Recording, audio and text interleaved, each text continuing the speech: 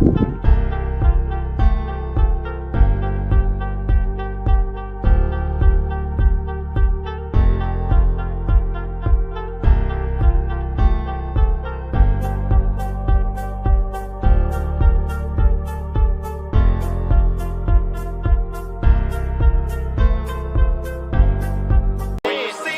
I'm in my zone, I feel like I'm alone. I feel like I'm unknown to the world that's full of clones. My originality focused on principalities broken. I'm loaning my heart and soul to the game that's scared to pay it back. And failure is a motherfucker. The strength to go on and believing in another sucker.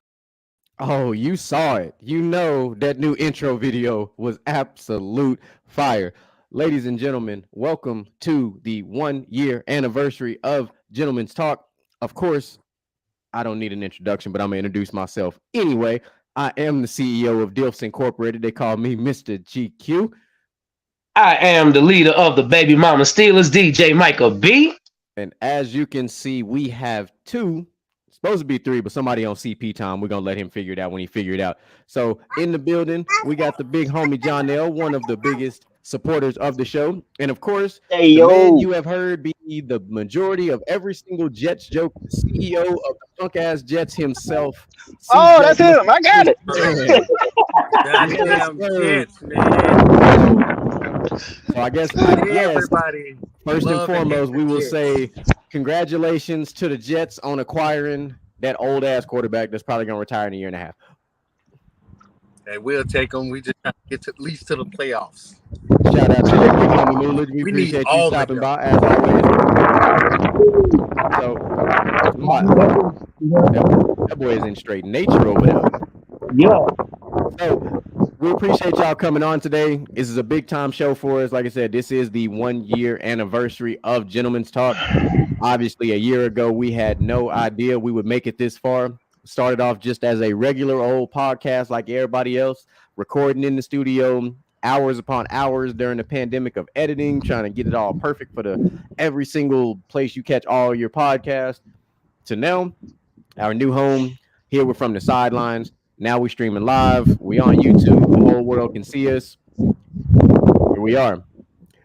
So, gentlemen, how's it going?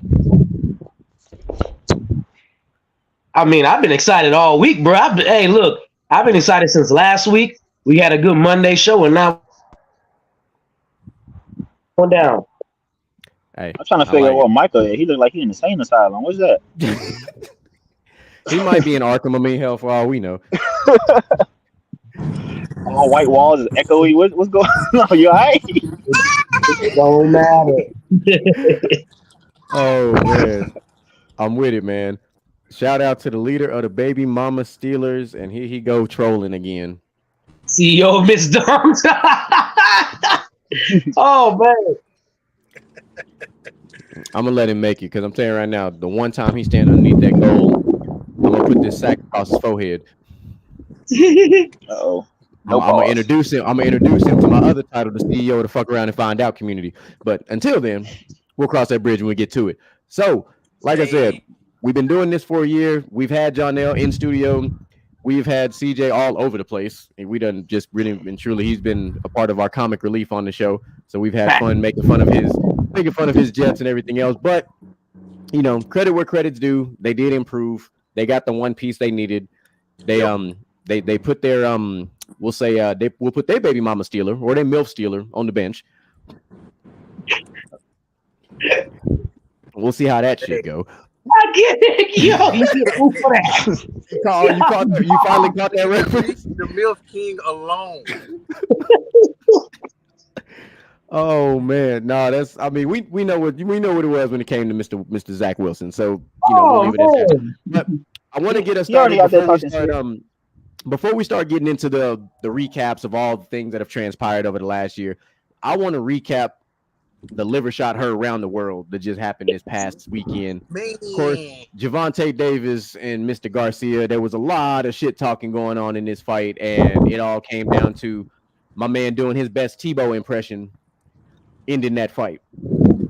Yeah, he gave out a great prayer to everybody that was at the stadium. everybody that was watching, the millions and billions that was watching, he was praying for everybody. Look, And it didn't matter who he prayed to. Wasn't nobody gonna save him from that liver shot that he took that put his ass down. And for those who watched the fight and was like, "Oh, that didn't look like it hurt. Oh, that looked like it was rigged," I'm gonna need you to pay a little bit more attention when it comes to boxing. Listen to me very closely. Let me put the simple science in the sweet science of boxing. A liver shot is a delayed shot. It does not instantly put you down when you take that amount of force. That man's ribs were exposed when he took that shot. That force was transferred from the ribs to the liver. When it finally happened, getting hit in the liver is not too different from getting hit in the nuts minus the delayed reaction. That is why that man went down the way he went down and was not able to get up. You know what? It's kind of the same. And let me tell you why I say it's kind of the same. You get hit in the nuts. Yeah, you feel it, but it don't really kick in until you get the pain in your stomach. And the pain in your stomach is the delayed reaction when you get hit in the nuts. Unless you get flicked on the head, you know it's instant drop. Dude, I know John know what I'm talking about. We got kids. You know how it is with kids, man. Kids. Hey, bro, look. Hey, they have no regrets. Kids do that shit by accident too, and you be like, bro, I done got headbutted so many doggone times. I'll be like, look, I think I so used to my daughter walk up to me, I just turn to the side just cause. It's nothing worse when you get hit than when you sleep though. Yeah. My kids don't sleep in the bed with me. We ain't doing that. Yeah, no, they in their own bed. No. She slept with me a little bit when she was sick, but she was in that bassinet and she went in her crib and she moved into that toddler bed. So not with daddy. She a wild sleeper. She wanted him to sleep with all the limbs and doing all the shit. Sideways. I'd be like, no, my sister, stay in your own bed. But all in all, it was a good fight leading up to that moment. Like it started off, of course, Garcia just came out hella aggressive. He did try to put Tank on the ropes, which he kind of did. He caught some good shots on him, but Tank was patiently waiting. And of course, just not too different from what Izzy just recently did. He waited, he opened, and that opening happened, and he dropped him. He put him on that chin and dropped him immediately. I mean, what you expect? Like, Garcia was throwing a lot of the same combinations, and Tank started catching up. Yeah, he started countering and he started picking them apart, and that's exactly what I said was going to happen. Because people were like, "Well, Tank ain't never really fought nobody with knockout power like Garcia have," and I was like, "This is the same thing y'all said when Mayweather fought Pacquiao." And my rebuttal to that was, he's never fought anybody with the Tank. And that was the same thing I said about Mayweather when he fought Pacquiao. I said it's going to play out the exact same way, except this time it ended in a knockout. But I mean, does Garcia really have knockout power, or does he throw lots of punches and bunches?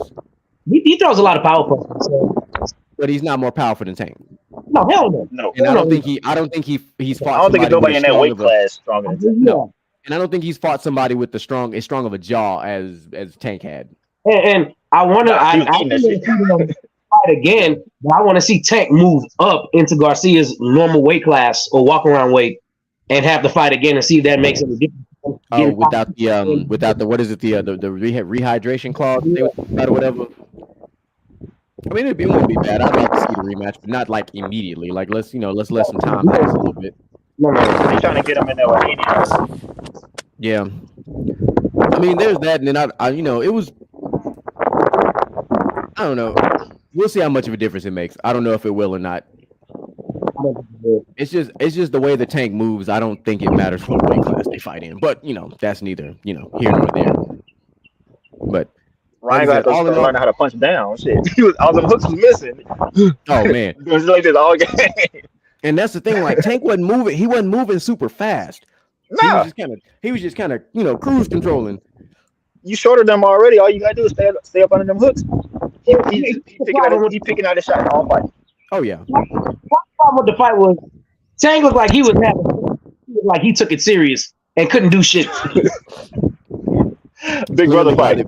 Clearly, because of the end result of that fight, we know why he was not taking it serious. But then let's talk about what you had just told me. I think yesterday you told me about the mole in his camp or whatever.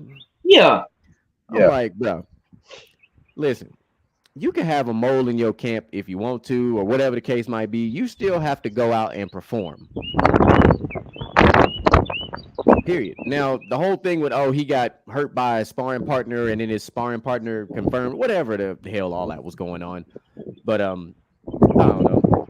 Because my thing is, if he had a rib injury, I think it would have shown just a little bit more, because the way he was throwing punches, you can't throw punches like that with rib injury. I was gonna say the same thing. He looked real strong for his ribs to be hurt. Yeah, like, because ribs play a massive factor in a lot. And the way he was swinging, I'm like, bruh. I've had bruised ribs before, and you can barely walk right with bruised ribs. You got a natural hunch. You hunched to that side because you're I've like, had bro, bruised ribs before. I had a fractured rib and a bruised rib. So yeah, that junk hurt. And then if you go out and try to go play some sports or something, or go try to run, or just, man, look now. Walking. Shout out to all the fans out there. We just hit 400 subscribers on the YouTube. So appreciate all of y'all. I got some of my cats that I'm out here in Arkansas right now. I'm not back in Texas. So I got some of my cats that's out there, just out here at the schoolhouse with me, that was checking us out as well. So, we got some new folks. If y'all getting a chance to tune in and listen, man, y'all jump in the chat, man, so we can put that thing out there so we can have a little conversation in the chat. Hell yeah. So, moving down a little bit, I got a question for Mr. Jonell down there, because Mr. Jonell is one of the few people that will essentially give us all the critiques in the world after every episode, even if it's a situation where somebody like myself will be yawning through the podcast or something random, but he catches it. Vibrate.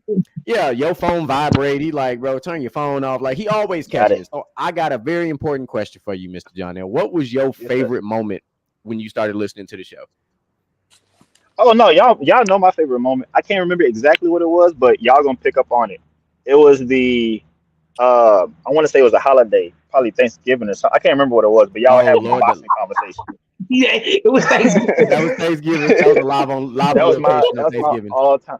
I cried so hard during the episode, laughing. I had to pause it probably 3 different times because I couldn't hear because I was laughing. I'm not lying. Y'all were in there drunk, rambling on for what seemed like, I don't know, an hour, but it probably was only like 30, 45 minutes. Hey, but it was entertaining though. It was very entertaining because y'all, I can't talk to y'all because I'm listening to it, but I'm like, yo, y'all are saying the same shit. We were talking about like 2 different sports. We were talking about exactly. Y'all talking about the same thing, but putting it in 2 different sports. I'm like, yo, he's saying, if you would listen to him, but y'all would not let each other talk. Y'all were loud. Oh, bro, we was out of there.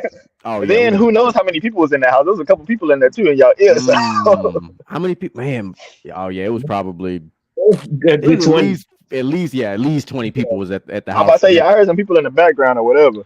I kept hearing people like chime in on it. Then y'all argue with them. I'm not sitting here eating, dog. It sounded like a stage table. Hey, it really that or a bones table, one of the 2 for sure. It sounded like something. Yeah. Like the one OG sipping yak the whole time over there slamming shit everywhere. Oh my god! I don't know what CJ trying to say. What CJ got going? You got to stay. He went to the park and he hungry. Yeah, I said I just got off work. I went to the park and I'm hungry. Fat kid problems. So, Mr. Iceman himself, so Mr. CEO of the punk ass Jets, man, how you feel about y'all getting AR8 now? Can't call him AR12 no more. Got to call him AR8 now because he went back to his number from Cal. Yeah. So big number 8, man. It was about time, man. I thought that I didn't think he was gonna come. How much Green Bay was trying to do this and do that. They didn't want to take this. They didn't want to take that. They wanted this and wanted that. I'm like, golly, y'all really don't want the man. Just let him go. No, Green Bay was going to try to get something. Green Bay went to go draft a quarterback. You know what? Part of the problem with letting go is they still have to pay a lot of dead cap space money, and they didn't want to do that. Right. Understood. Yeah. I wonder if the pick swap held it up, or if it was that conditional second that can turn into a first that held up the deal. One of them draft picks held it up. It wasn't the actual trade of Rodgers to the Jets. Like it was one of those draft picks that held the whole thing up. It was how many first rounds they got? That held it up. They didn't want to let go of the first round draft pick. What's good, Boo Up? What's good, bro? But we're going to see. Now it's the Jordan Love show out in Green Bay. We'll see how that pan out. For those of y'all that want to hear us talk that much more about football, y'all tune in on Fridays. Mm-hmm. It's going to be live. We're going to be talking, of course, because the NFL draft is literally around the corner. So you already know how crazy that's going to be. I'm sure there's going to be a lot of trades happening. There's been some rumors that have been circulating. Like I said, we ain't going to talk too much about that. I'm excited. We're going to let that happen on the Friday show. If y'all have not caught DJ Micah B on the Monday show doing what he do best, talking NBA all things, catch him on Monday. And, of course, you got to catch the queen herself, Miss Zamora. You got to catch her on Thursdays, player versus team. We got some special news from that, so here it is. Hey, guys, so we got a couple things on the docket for me coming up on Thursday. First of all, we got the ambassador himself, Dylan Brooks of the Around and Find Out movement, who said, don't talk to me or whatever unless you're dropping 40 on me. Yet, you want to miss the last 2 press conferences? That's really funny to me. Then we also got the Knicks is wilding, as well as it's a spicy take, but people trying to say that who they proclaim the hype to be for Kawhi is actually Jimmy Butler himself, because boy went off at 53. So, a couple things on the docket. Let me know what you think and tune in. Also, shout out to Gentleman's Talk. You heard what the queen said. So, of course, myself and Mr. John L, the 2 resident Heat fans in this beautiful round table, real quick, we're going to take a couple little bits to talk about Jimmy Butler himself. Mr. 56 on him one time for the 2 times, for the 3 times. We up 3-1 on them punk-ass Bucks. Hold on, you got a different name than punk-ass. Nah, right now we talking about the other team in Wisconsin right now. Oh, okay. We're gonna the other green bean. Yeah, the other green team. But there he is. What up, Troy? So we hoping that this happened. We need the Heat to go ahead and close it out tonight. We up 3-1. Even with Giannis giving him a triple-double that last game, there was no answer for Jimmy Butler. Point blank, period. Trash. There was no answer. That man got super hot. And look, here this man go again on that dumb shit, talking about the Pistons will beat us. And I already told him, first of all, we broke them off all season long. You beat us once. We went 3-1 against y'all this past season. What's the Pistons doing right now? Chilling. Fishing. They fishing. I don't know. Like it. Look, they fishing for them wins that they didn't get this past season. Full vacation mode. I'm telling you. We over here in championship mode. They on vacation mode. Hey, side note real quick. Remember whenever we was talking about football playoffs, maybe we should get this patented. Remember I said, well, in the NBA, we send them fishing, but when they go home from the playoffs in the NFL, it's winter time. We send them niggas hunting. We gotta get that trademarked. We send them hunting. All right, look, I might know somebody. We might be able to get that taken care of real quick. But back on this thing with the Heat. So we hoping that they take care of business and close it down tonight. I told you guys, and I said this, and I'm gonna say it one more again. This is not your typical 8th seed. This Miami Heat team was the number 1 team in the East last year. Of course, we had some issues, some injuries, and we lost about 15% of the offense that we generated last year for reasons unbeknownst to us. And we doing this without Victor Oladipo and Tyler Hero now. So, first of all, this man said the Pistons will forever be a better franchise than the Heat. That's also false. Pistons got 3. Let's move on. Yeah. Pistons ain't been relevant since the early 2000s. No. The Pistons do got 3 championships. Oh shit, my bad. They do. No, they have 3. Yeah, they got 3. They got 3. They got 3, but the Heat have more. 20 years ago. Yeah, and then when they won in 05, 04, 05, whatever it was, then they got put out by LeBron the very next year. So no, next year they lost to San Antonio in the final the next year. no, I'm talking about in the playoffs. No, in the play, I thought they got LeBron put them out. I thought. No, they went back-to-back years to the finals.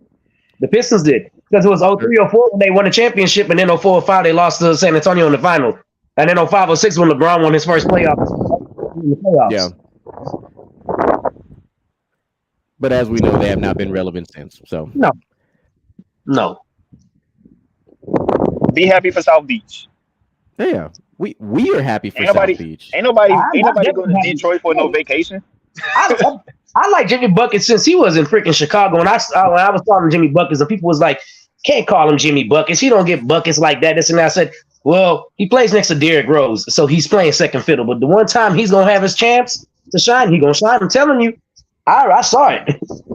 Oh, he already did that. He showed that even in the bubble. He showed that. We seen that in the bubble. Yeah, I was about to say we seen that in the bubble. That man didn't even come off the floor during the bubble. That man was just exhausting. Every muscle in the body was exhausted trying to play and beat the Lakers.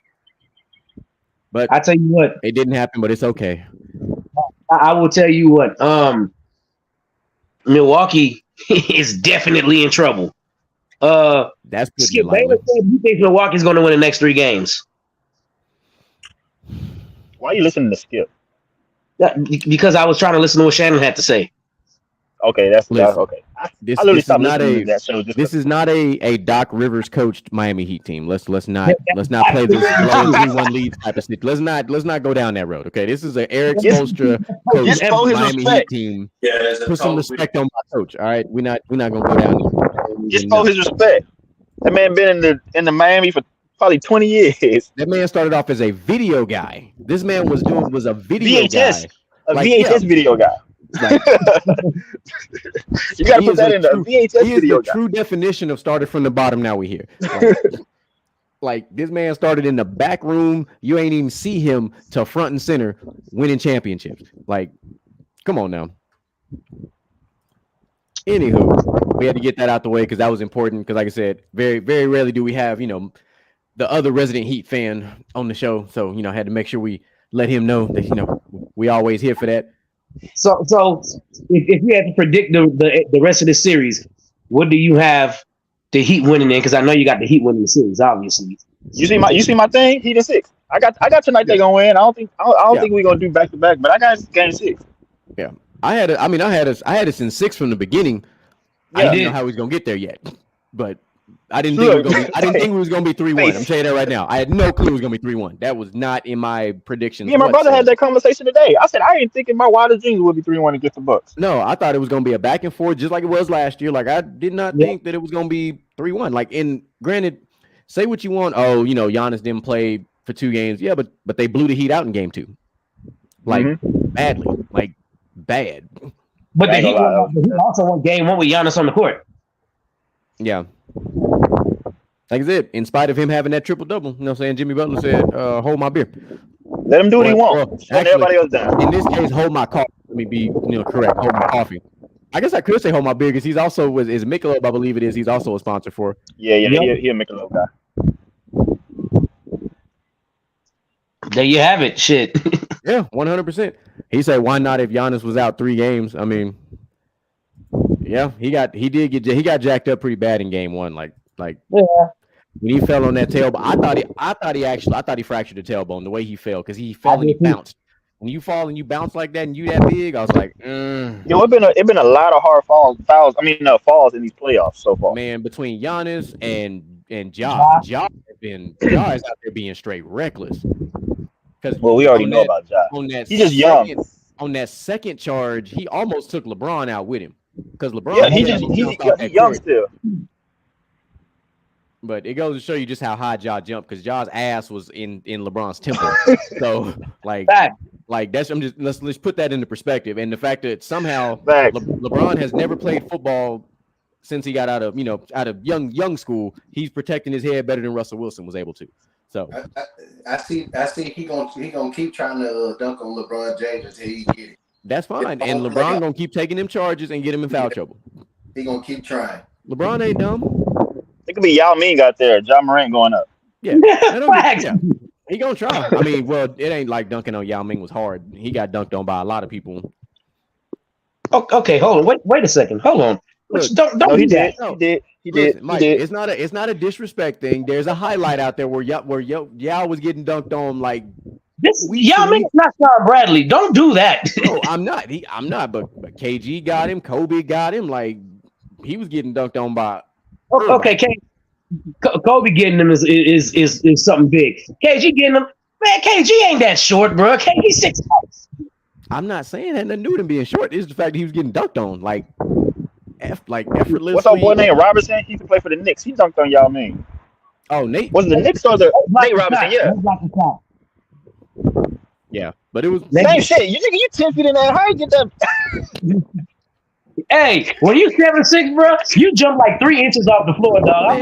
That man have to do nothing but reach his hand up and grab that. That's what I'm saying. How you get that block? Hey, Hey, Nate Robinson's a 3-time dunk champion for a reason, bro.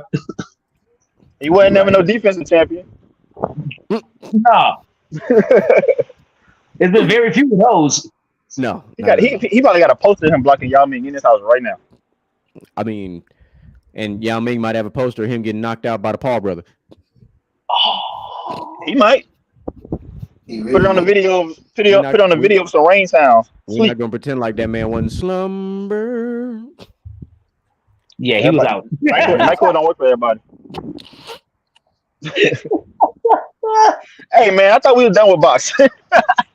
It all came full circle when we brought up Nate Robinson. It just wasn't nothing we could do about that. He decided to go out there and do that, not us. Because I wouldn't have done it. I'm not finna do it. Maybe CJ will go do it. That's right up his alley. But that's what happened when you chase a check. You right. It's okay. Just so you know, CJ, I would put some money on you. Hey man, shoot, I got a mean. I ain't gonna lie to you. I'm gonna say it depends. Yeah, it depends on if your cardio good, bro. I'm not gonna lie to you. I need to see that Showtime boxing, that training video. I need to see that. I need to see that. Hey, your goat, kiss my ass, bro. Mind your business. Hey, but I mean, y'all did get a new coach. We did. Matter of fact, let's dive into that a little bit. Rockets got Ime Udoka of all people because I for sure thought he was going to be a lock in Toronto, and I thought we were going to get Nick Nurse. I really did. I'm happy that we got Ime Udoka. I mean, he did just take the Celtics to the final, even though they took an L. But shit, I think y'all stole him. I'm not even gonna say you got him. I think you stole him because he should have had a job. Yeah. Like he should have had a job. Like I understand. Okay, we understand the situation. We know he was getting loose with the front office. We got that, but that ain't got really much to do with the actual on-court product. Facts. He was a great coach over there at Boston. I'm not gonna lie to you. And then Houston team is a bunch of teenagers, so he know how to work with young people. So Right. Yeah, just don't party with him. Oh no, I'm trying to find him a party. I want to party with him. Not you. I'm talking about them. Talking about them Rockets. Oh, this man said you a Rockets fan and a Man United fan. You're damn right. You're damn right. Did they play today, or was that Man City to play today? Who played today? Or was that I didn't last even. night? I think Man City played. I don't think Man U did. Oh, no, it came across my feed, but I didn't. I just saw. I saw Man, but The only games I was trying to see or trying to catch up on was Barcelona. said how good was he if that core went to the Eastern Conference Finals twice without him? That was Man City. They won 4-1. Yeah. Gotcha. they using his formula. That's all. They probably ain't changed the offense one bit since he was. He got him over the hump of the Eastern Conference Finals. Yeah, He got him to the finals because teams get to the conference finals and don't make the finals, and he got them to the finals. Granted, they were. I'm not gonna say they were outmatched, but yeah, they were. I'm trying to be nice. They ran into the wrong. This is where we speak the truth. They ran into the wrong team, but that's They ran into a ready team that was different. You know, you look at it and everything that Brad Stevens was doing prior to him going up to the front, moving on up, if you will, going to the front office, like it was just always something missing with that team. Yep. Like they would overachieve, but then when rubber met the road, they like fell apart. Insert new coach, insert Ime Udoka, and all of a sudden they make it to the finals. Sometimes coaching is just as important as the star players around them. Oh, most definitely. Most definitely. Coaching can win you a series. We've seen star players come in the team and be asked. That's true. Yeah. You're right, boo. That's the question. Now That's the question right now. I don't think this upcoming season, after this season finishes, I don't think that we're going to see the same Rockets that are always damn near towards the bottom of the league. I think they'll at least make it to a 500 team in this first year. It's going to be some adjustments that have to be made, but That's what I was going to ask you. I think he can get them to a 500 team. Maybe better. Maybe they'll overachieve, but I think he can get them to at least a 500 team. Micah, you don't look too. I mean, I know he watches them more than I do, but the games that I do watch, like they're a young, scrappy team, and they're just missing that little bit. They're literally always right there. They're missing that structure that I think Coach Udoka brings to the fold. They will, but I still think they still need a veteran over there.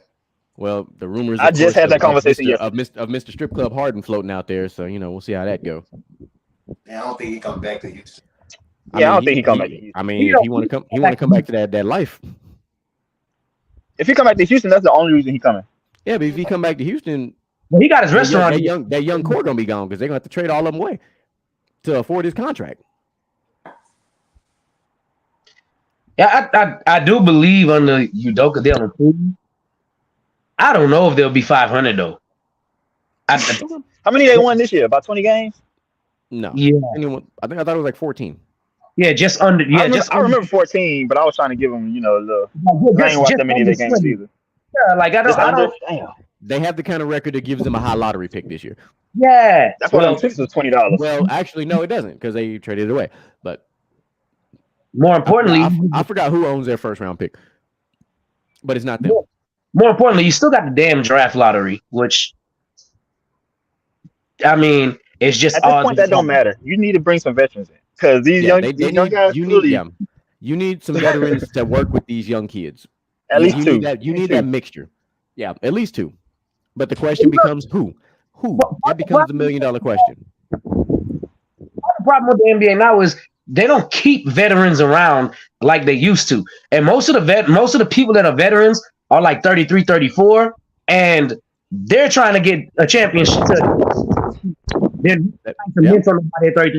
Like there's no Udonis Haslem anywhere else really. Yeah, but you ain't got to go get no 30-year-old veterans. You can get you some 26, 27, 28-year-old veterons. That's what I'm saying. They come in the league at 19. Yeah, they come into the league younger than NFL players. Yeah, but most players like that still want to get to a contending team or a team that can actually compete. And that's the problem with the NBA now. Normally your veterans would have been back in the day 36, 35, 37, somewhere in that range. You don't get those no more because you trade those in for players that are 18, 19, and you're trying to, okay, he got potential. Let's try him out. That's what you're getting now. And hold on, I'm gonna stop right there because it ain't like that either no more. They over here, they chasing the market. They chasing the bag. They chasing the market. So that's true. A veteran over here. Yeah. The market over here. Not a lot of these cats really are. Say, I can get money over it. Houston ain't going to dish out no money right now because they're trying to build. They think they got the player of the future in Jalen Green, Kevin Porter Jr., Martin. I mean, like they think they got their core together already. They ain't trying to dish out no money because eventually they gonna have to pay them guys. So assuming they pan out. Yeah, well, yeah. You're not going to just be like, oh, let me pay you because we drafted you. No, that's not the case. But I mean, you ain't about to get super paid out if you win 20 games a season. Yeah, this ain't the NFL. Like I don't have to pay you if you don't pan out. Like I don't. You. I'm saying just their projection is saying that they eventually demand some big money. Yeah. And then Buwab makes a good point. It is hard to differentiate if players were getting better naturally or if a coach was taking them to new heights.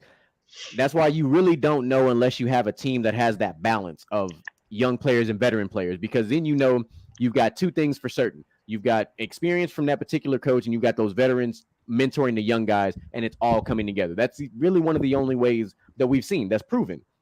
Look at all of your championship teams of recent note. It is a mixture of young players and veteran players with veteran coaches.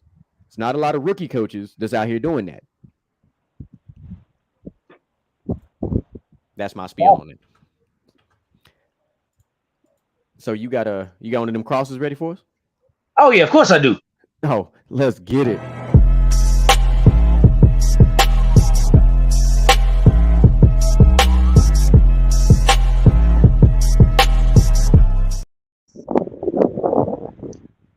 Jonelle, you look like you're ready. Look, this is not a top 5. Spoiler alert! Look. I don't know what Jeremy did, but the beats to these the graphics now, hey, they be live. The graphics is all Jeremy, and then The beat is Jew Fresh from his 2K. That's from the beat. That song is the Curry Shuffle. That's coming straight from the brother Jew Fresh. We appreciate you. That's also, of course, you guys know the opening theme song "In My Zone" comes from Jew Fresh. The one you hear from the crossover and the one you hear from the Gentleman's Lounge, those are all beats specifically from Jew Fresh. So if you're not checking this man out, I'm telling you, you're missing out on pure, unadulterated greatness. Yes. This is the part where I absolutely 100% shut the hell up and let DJ Micah B take over. So on you, sir. Let's get into this crossover, gentlemen. Work to get to work. Because I have 3 guys here that all played football in high school, I'm going to do something I never do. And my crossover is going to involve the great game of football. All right. So we're going to start off like this. Anybody here a Superman fan? No. No. It's better. Let me tell you why it's better. There is a huge fight that happened when Superman was one-on-one with a guy named Doomsday. I'm pretty sure everybody know how this story goes. Doomsday kills Superman. Superman still put on a good enough performance to where he kills Doomsday in the process. Of course, eventually they both come back to life and they fight a couple more times. That's not the point.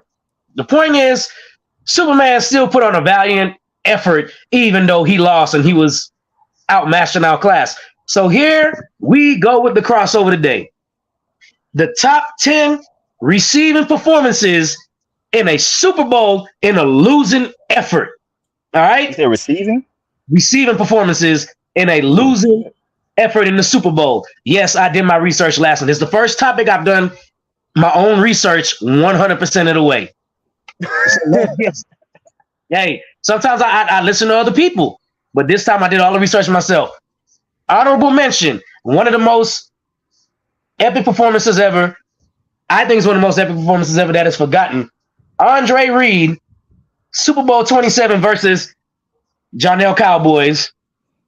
He had 8 receptions for 152 yards. A lot of people forget about that performance. Yeah, ridiculous. I have a feeling I know one of your top 5 already.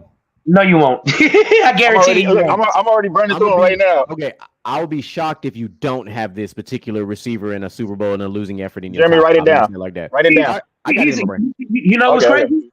You know what's crazy? He's honorable mention. I'm pretty sure I think I know who y'all going with. And that is Mr. Terrell Owens when he was in Philadelphia. 9 receptions, 122 yards. The only reason why he did not make it into the top 10, he never scored. Oh, you got 10. I'm about to say so. I thought that was gonna be in there. He never scored. Wait, so you have a top 5 or a top 10? He got a 10. He's at 11. Oh wow. That's what I'm saying. I'm trying to hear really that. curious about this now. Yeah. See, there's a lot of performances I forgot about. So I'm pretty sure there's a lot of stuff that y'all like, oh damn, I didn't realize that happened. Here we go. Number 10, Michael Crabtree. In the Super Bowl 47, 5 receptions, 109 yards, touchdown versus Baltimore. Pretty ridiculous. Number 9, here's one that we all forgot about. It's a forgotten one because the Seahawks, they had a pretty good receiving core the year they lost to the Super Bowl to New England. But what we all forgot about, Chris Matthews, 4 receptions, 109 yards, and a touchdown. People sleep on that one and forget all about that one. Because I damn sure was like, I wonder who. I searched through and I was like, damn, I didn't realize Chris Matthews was the leading receiver on the team. Which was crazy. Where's my number? I think that's the game where Doug Baldwin made the catch of the game with that one off his damn. He did. Here's one that I didn't know that happened. Vance Johnson, and y'all might not even know who Vance Johnson is. I'm pretty sure some of you should know. Played for the Denver Broncos, Super Bowl 21. 5 receptions, 121 yards, and a touchdown versus the New York Giants. You know, NYG stand up. Here we go again. Number 7, one that is slept on because the Broncos got their asses blown out in the Super Bowl versus Seattle. Demaryius Thomas, 32 seconds, 118 yards, and a touchdown. Big one. Number 6. T. Higgins, 4 receptions, 100 yards, 2 touchdowns versus the Rams. he outplayed every other receiver pretty much in that game. Other than, of course, your Super Bowl MVP. I can't think of his name right now. It just slipped my mind for some reason. You know what I'm talking about, Jeremy. Help me out here. Cooper Kupp or Odell Beckham? Yeah.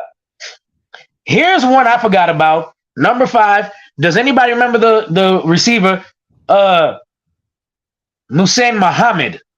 Yeah, he played for Carolina. Played for Carolina. In the Super Bowl, 4 receptions, 140 yards, and a touchdown. I remember that Ridiculous. game. Let's go on to number 4. Number 4. Okay, so I couldn't pick between these people, so I'm going to just read off the whole New England Patriots stat line against Philadelphia. All right? So I just put them down there as a whole receiving team. Amendola, 8 receptions, 152 yards. Chris Hogan, 6 receptions, 128 yards, and a touchdown. Gronk, 9 receptions, 116 yards, and 2 touchdowns, bro. And they still lost to Philadelphia. Not only that, Philadelphia did not have one single receiver to catch over 100 yards that game. That's when Tom Brady broke the Super Bowl record for passing yards in a losing effort.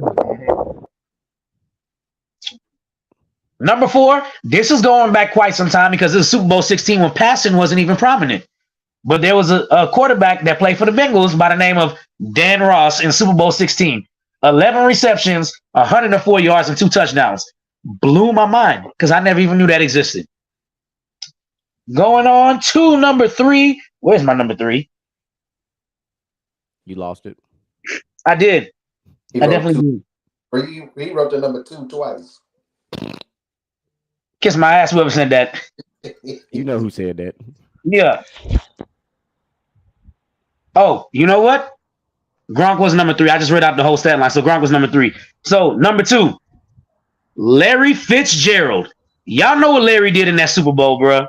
Oh, yeah. He would have been the Super Bowl MVP if they won that. Yeah.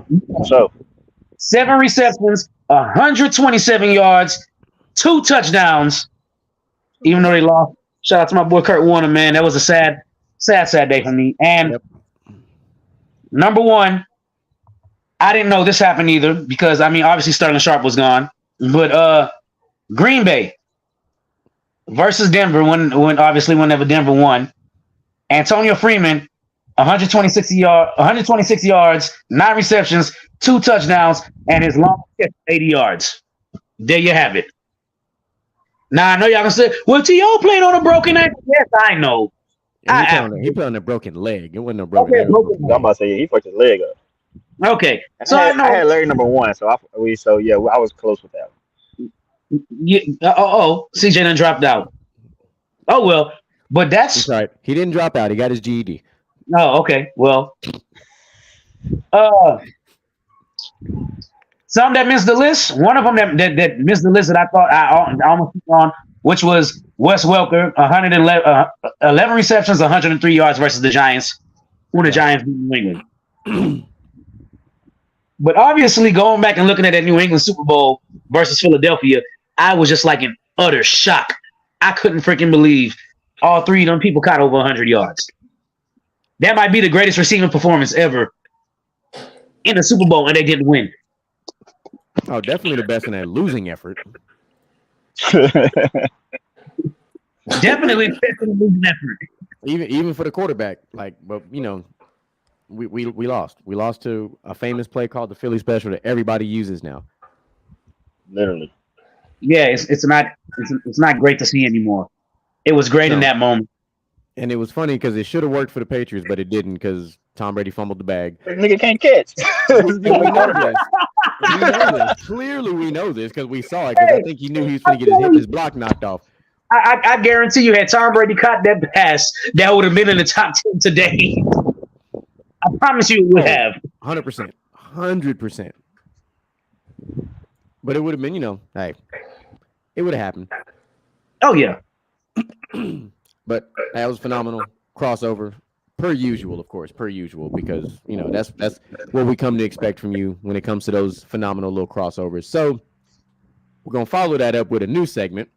Jonell, I think you're gonna like this. This is fun. This is where we make fun of rich people doing dumb things. So check it out.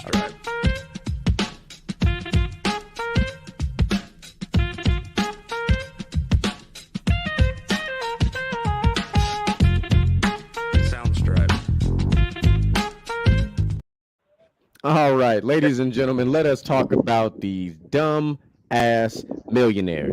So, Hey, this week, bro. this one we're gonna start with notable to some. If you're a fan of the WWE, you will absolutely know who this former wrestler is, Ted DiBiase. He was charged with theft of millions intended for low-income families. Now, at first glance, that story sounds very familiar, right? Like we've heard this story before.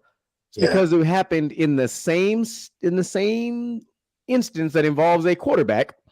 Brett Favre. Ironically, a former Green Bay quarterback turned Jets quarterback. Hey, hold on. The irony involved in all these things. But that was when he went over there. That was a great time.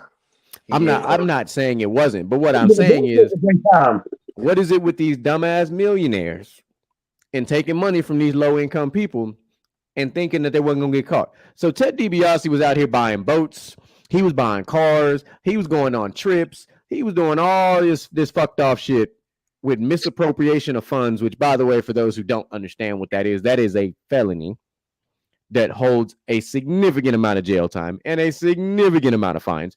So we will not see Ted DiBiase, the son of the $1 Million Man, because he stole millions and millions of dollars, dumbass. So we're going. That's a federal offense, so it's a federal felony. They won't be going to state. They will be going to the federal prison. No. Put it on bill. Yeah. Like I said, the junior $1 Million Man probably finna get millions and millions of different types of pee-pee his way now. The best of the best. Nothing but the best for you dumbass millionaires, all shapes and sizes. You know, he might pay his way to not get to do that. He might put up some money. Somebody gonna have to put up some money. Somebody gonna have to put up some money. He better hope Cody Rhodes come in and help him. They probably gonna put him in a minimum security prison if he even go. That'll be the worst, and put him in a minimum security. He ain't gonna make it. Yeah. He gonna need all the protection. He ain't gonna make it the first 12 hours. So, hey, brother. Dumbass millionaire number 2. Oh, Dylan Brooks. Got to bring him into the fold. I know who's going. I got to do it because Dylan Brooks has become a fake tough guy. Let's call it what it is. He's a fake tough guy. Nobody who wears their hair down like he did, looking like the long lost member of the Player Haters Club, can be a tough guy. I'm sorry. So this man come out here, of course, you know, he's calling LeBron old and all this stuff. You know, everybody's seen it. It's not breaking news. You've all seen this before. But he follows this up with an interview, and I'm going to quote him just because I thought the quote was just dumb as hell. The media is making me a villain. The fans are making me a villain. So now you think I intended to hit LeBron James in the nuts. I call him a dumbass man because he did. He hit the man in the nuts. And there are people out here talking about he was making a basketball play. Fam. Your hand you got a handful of royal jewels. Stop it. Literally from the king. You was trying to get the ball and got balls. And then you got thrown out the game. That's what happened. And then you decided after, if don't nobody put 40 up on me, I don't respect him. So LeBron put up 22 and 20 on you, which according to my math, it's a little bit more than 40. If he just said 40, he didn't say 40. What? He just said 40. Yeah. Right. So then you go interview this man and him and his salty nature with his little pimp name slick back type ponytails. and now he's over there like, no comment. I'm like, so Mr. Brooks, keep that same energy. Don't talk your shit and not back it up. Side eye. I'm trying to tell you, look, side around. I'm telling you, he fucked around and found out from the king. Because when he drove, excuse me, and made that layup, that shit was beautiful. Because he did that thing where he gave him that dirty ass look, and you already know how that goes. It was like, oh yeah, this game is. No, he talked to him before the game even started. He did. And I'm curious to know what he said. Because they have on there what he said, but I forgot what he said. Basically, in like shortened down, LeBron basically telling him stop talking shit. Yeah. He said, "Keep my name out your motherfucking mouth." Yeah. Let's just speak. We're gonna speak for the king in this instance. But those were the two that I highlighted because I was like, well, Dylan Brooks, you've become a Hey, you know what? It must be a tough pill to swallow to know that LeBron is 38, and at 38, he's better than you will ever be in his prime, dog. That's a tough ass pill to swallow. No, but do y'all know the stat that who brought the stat up? Somebody brought this. I watched like morning sports shit. They actually, I think it was on First Take. He's actually been the worst player in the whole playoff so far. Yeah, it was a plus minus. Points, rebounds, assists, minutes, all that. He was dead last in pretty much everything. I don't take plus minus as a real stat. I think it's a made up stupid ass stat. I think it is. Yeah, it wasn't plus minus. They were showing his actual stats. even in the previous played so much minutes. Yeah, even in the previous game that the Lakers played, not the one that they won in overtime, the one before that, LeBron had a like a -6 plus minus, and I'm like, but they still won the game, and I'm like, there you go. It like stop it. Plus minus is just for smart analytics people who probably never played basketball to have relevance in a conversation. Yeah, I don't take that into consideration. Pretty much. Yeah. I don't even know how to do the plus minus shit. Nobody does. I'm sure they got some kind of algorithm of some kind that we'll never understand because we're not smart enough because we didn't go to school for that stuff. So that's just what it is. Do we have a guest appearance? It sounds like we got a guest appearance. And somebody is upset right now. That sounds familiar, don't it? Yeah. That sound like my house sometimes. Hell yeah, sound like my house. Little mama made an appearance last week on the show.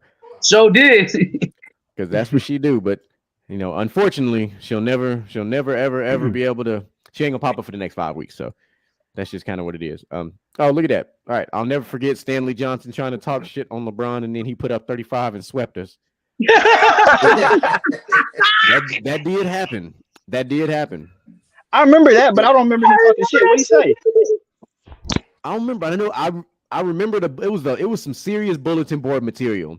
Yeah, but I can't remember what the fuck was happening.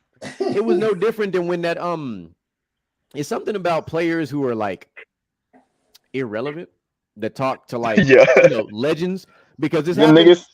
The cat from the Pittsburgh Steelers that was talking that shit to Tom Brady, and Tom Brady went out there and hung like 35 on their ass. You don't do that to a lot of people. We just saw a whole documentary. What was Michael Jordan shit called? People just talking shit. The Last Dance. 50 on the last dance. Yeah, The Last Dance. And he took that shit personal. He took it personal. Yeah, he took that shit personal. Even his own teammates. The same thing. Oh, yeah. I hope we get some kind of documentary on Tom Brady. Tom Brady's like, yeah. So he already had one documentary that was on Hulu. San Francisco didn't want to take me, or Miami didn't want to take me, and I said, "You're gonna stick with that." Oh yeah. I took that shit personally, went out there and won the Super Bowl the next year. That shit was pretty dope on the shop. He went in on that one. But there is a documentary that came out for TB12. It was on Hulu. It was pretty good. I'm not gonna lie. I was a fan. But I wouldn't expect you to be anything less. Yeah. Well, But Mr. Wild Man himself, the Iceman down there. What's up, man? What's one of your favorite moments that you've had on this wonderful show of ours that we call Gentlemen's Talk these days?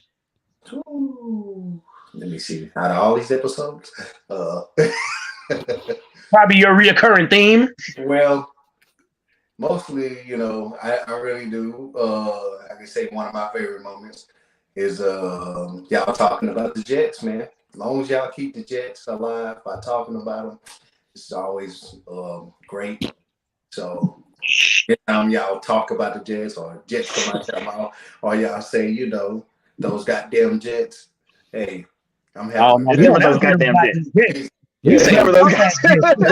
We definitely call them punk ass Jets. That's just how that's just how we feel about them punk ass Jets. No, them great, amazing goddamn Jets. Because you missed out on the episode when Micah was talking that hot shit about how you did in fantasy basketball this past season. Hey, look here. I heard about that. We can get into that. Oh, we can get into it for sure. Oh, we can get into it. We can get into it because basketball was. You might not be here next season, brother. I didn't come in last place though. I'm happy about No, that. you did not come in last place. You did not. No, you did not come in last place. You survived. Damn much when there's only 8 people in the damn league, though. Hey, Jeremy. Hey, Jeremy. What's up? You remember running track like at high school, and you had to run an event that you never ran? Like, look, at least I ain't coming last. You know what? I'll tell you exactly what event that was. It was the first time the coach had my ass pole vaulting the damn track meet. That's what it was. I was like, I didn't come in last. If you got it, Micah, if you run a track and you have to do something that you know you never did, but you got to fill in the spot, all you trying to do is not come in last place. In fact, the coach would be perfectly fine. Like, you gave it your best. Micah, you see this shit? I do see that shit. I chose to ignore it. I want to see this. We trying to get everybody from the sidelines in this upcoming football for sure. Yeah. So that includes you, Mr. Goat. And you can draft all the Detroit Lions if you want to. And your ass gonna come in last place. I said what I said. Point blank period. DJ Micah B. Yes, sir. Take us down memory lane. Talk to us about your favorite moment, which you have been excited about pretty much for like the last 2 weeks. Yeah. Okay, so I'm gonna give 3 because there's a lot of good moments. The third one is is a tie. The third one is Jonell and Josh showing up to the studio to do the show because that shit was hilarious. Jonell's episode was fucking fire. Like we shot up quick to the moment when Jonell came through that bitch. And we got all the microphones working for that episode. Yeah, that's the only time I didn't even sit down yet. I had a cup of fun. I was like, God damn, can I say hello first? Shit. That's how we say hello in my house. Take this drink. Yeah, I see that. And of course, Josh coming through. Because Josh added something that we didn't have. You know what I'm saying? Like it was literally like a gentleman's talk kind of thing, which is talking about the cologne and the fragrance. Letting him just have his moment in the sun and just talk about all things fragrances was definitely dope. Yeah. Number 2, of course, I think Jonell would agree with this. The top 5 songs that Wolverine broke Jean Grey's back to. That was a lot. I like it. And last episode, we did another 5 songs. I was in there. Oh man, Jonell was in the chat for that one. That one was hilarious. Yeah, that was a good one. And then my number 1 moment. Jonell might remember this. I don't know if CJ ever heard this episode because it was in the beginning. But it was the most important episode. Jeremy dropped the biggest GQ bomb in the very first season. I was about to say that was season 1, yeah. Gentleman's Talk, bro. The GQ bomb for the ages, where he just ripped this girl to shreds, dog. Oh, no. I went back to that episode. Yes, y'all kept talking about it. So I had to go back and get, I was there. Jeremy had to get that off his heart. Micah just sat back like, go ahead, do what you need to do, dog. Just go do what you need to do. I will never forget sitting across the table, and I'm just like, "Ooh, shit!" Look, I had to look back at my phone, like, "Am I listening? What am I listening to?" Like, these, like, God damn.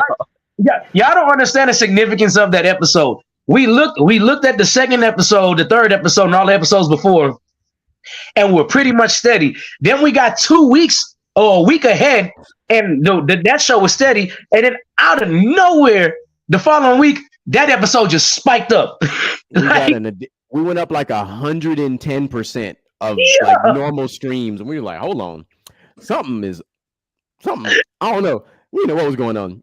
And then, of course, all the fuckery happened, and it was like, all right, so your goat. Let me educate you real quick. So on the podcast, Gentleman's Talk podcast, that is on Spotify and all places where you catch your podcast, it is specifically episode 4 is what started everything. Mm-hmm. That's when we talked about toxic people and how toxic people can, ruin good people. And then that led to some behind the scenes controversy. We'll call it like that. We'll say it like that. Behind the scenes controversy that led to me addressing it, that led to it getting worse when an anonymous message that was no longer anonymous when I did some research came about. And I was like, all right. I wasn't even going to address it. I told Micah about it, and I let it go. And I was like, man, fuck that. And That was after, I'm telling you. after like the second or third shot, he was like, "Fuck that." Like there was no alcohol involved. That's what's so. Yeah. When we sat down, we was taking notes, and I looked at the outline, and I was like, "Man, fuck this." He was like, Mike, I got a GQ bomb for the ages, dog. When I tell you, I went Wayne Drought 4 type shit. Because I did that shit in one take, no rehearsal, straight off the dome.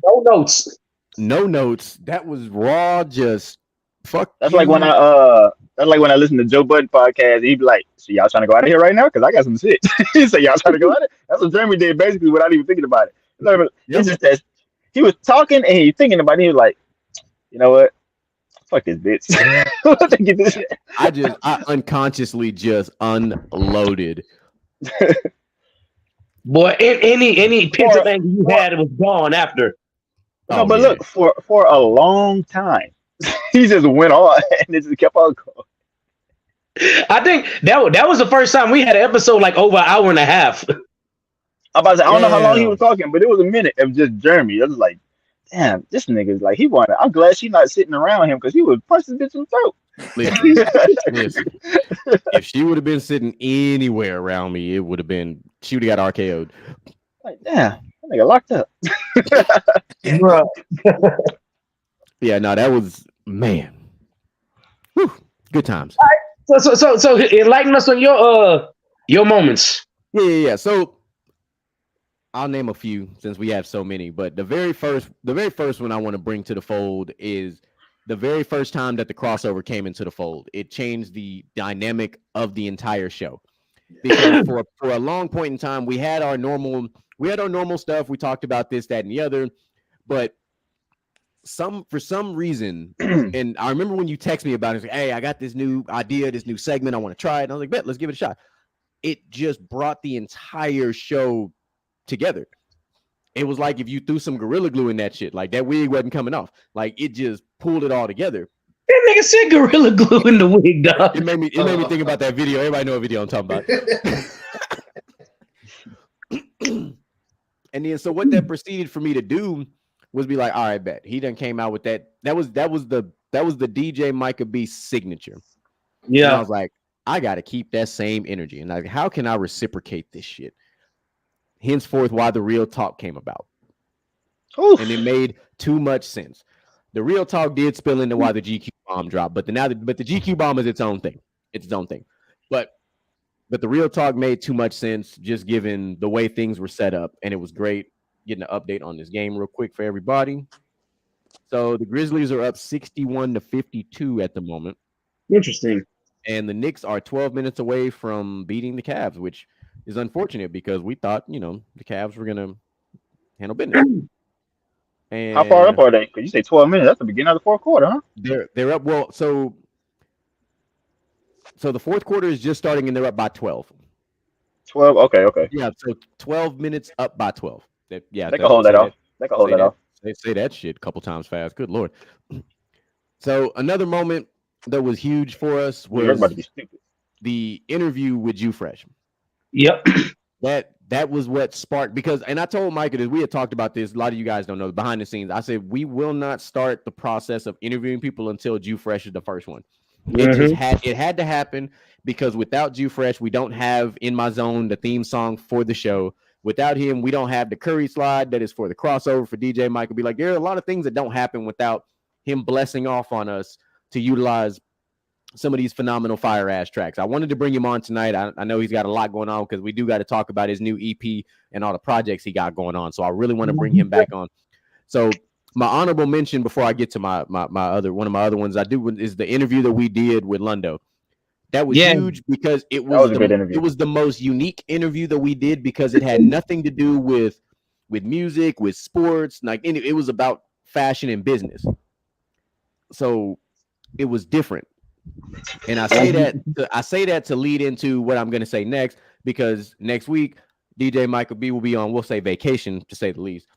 So he will not be here next week, but next week, Gentlemen's Talk will still be live doing what we do best. We will be having a Black-owned business roundtable. I will have some Black-owned business owners on the round table. We are going to be talking about the things that make them successful, the things that they do, and tips and tricks of the trade to kind of enlighten those who want to do the same things that these successful individuals have done. So make sure y'all tune into that next week. It's going to be on and popping. It's going to be live. I'm looking forward to that. And he said, when is the backlash one? That one is going to be interesting. That one, I'm not going to lie to you. We might have to slide into we might have to do a surprise Tuesday show to pull that one off.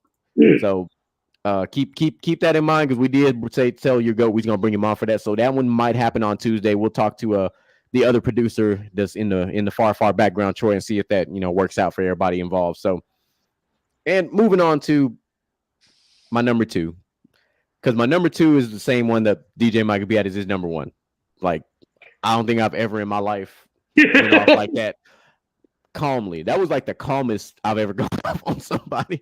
That's what was so scary about it. Yeah, because Lord knows that Micah has seen me go off in a not so calm manner. CJ too.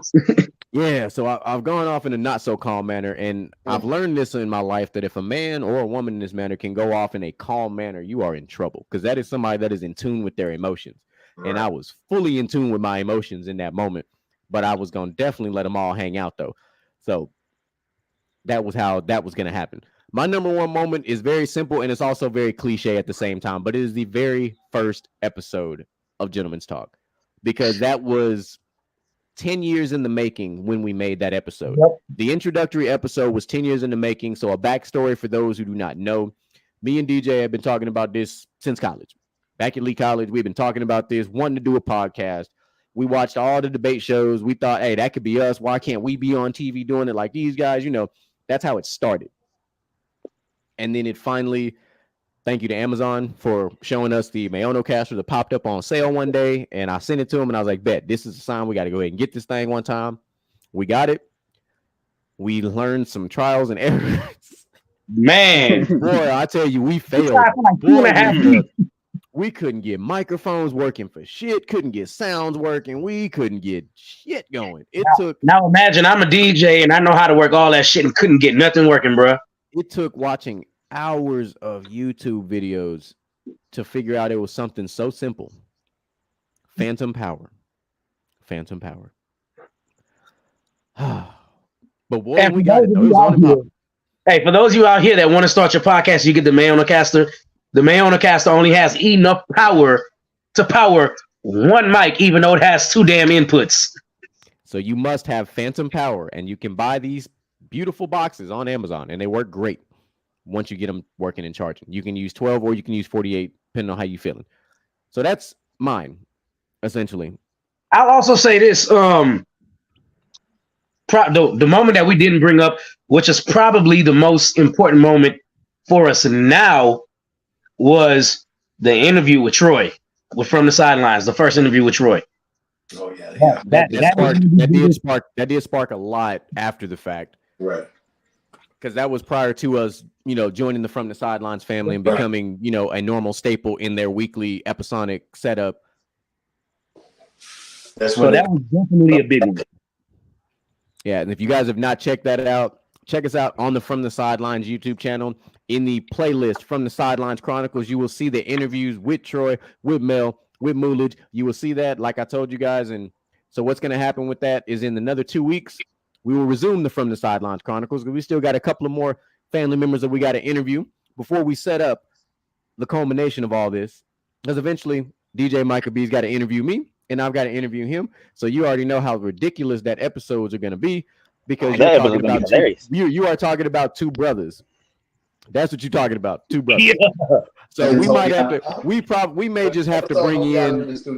We might have to bring in some moderators. We may just have to bring John L back and bring, because that shit gonna be. I'm gonna let you know right now. It'll be perfectly fine. I'm gonna let you know right now what's gonna happen when y'all interview each other. Y'all gonna start rambling the hell on about who the fuck knows what, and then this shit gonna be like 8 hours, and then now Jeremy gotta figure out where to cut this shit. No, it ain't gonna be 8 hours. We ain't gonna be out like that. Like it's gonna be just like the other interviews, because what we're trying to do is let people see us behind Gentleman's Talk. Right. Like, who are we? Yeah. So As we like to say, we like to peel back the curtain. We like you. Yeah. You see the personalities on the screen. You see all that stuff, but you don't know who they are. yep. Y'all know who we are. We all go back like 4 flats on a 6-4. We all go back, but the general public does not know who we are. Yeah. But they will know. So obviously, we can't close out the show just yet because we have to do that thing that we do that involves.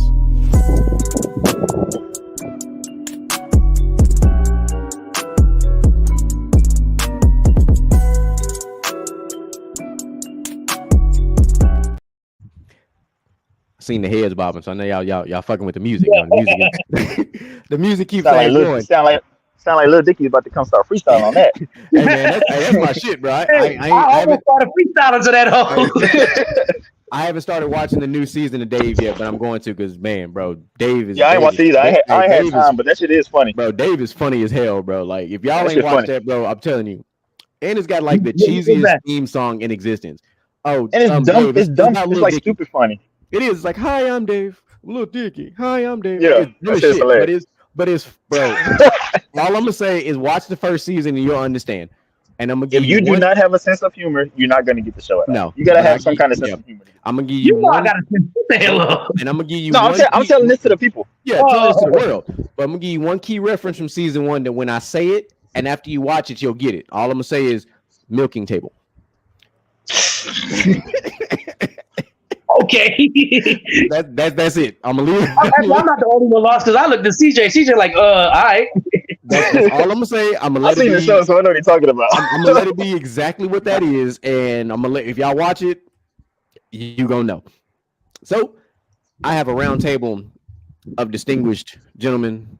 I have 3 fathers here as well, and I have one of my closest friends. So I want to speak to the 2 fathers down there because we have fathers of multiple children going on here. So I have a question for the both of you. Do you think in 2023 specifically that it is harder to be a father than it was like in, let's say, even 2013 or even 2003?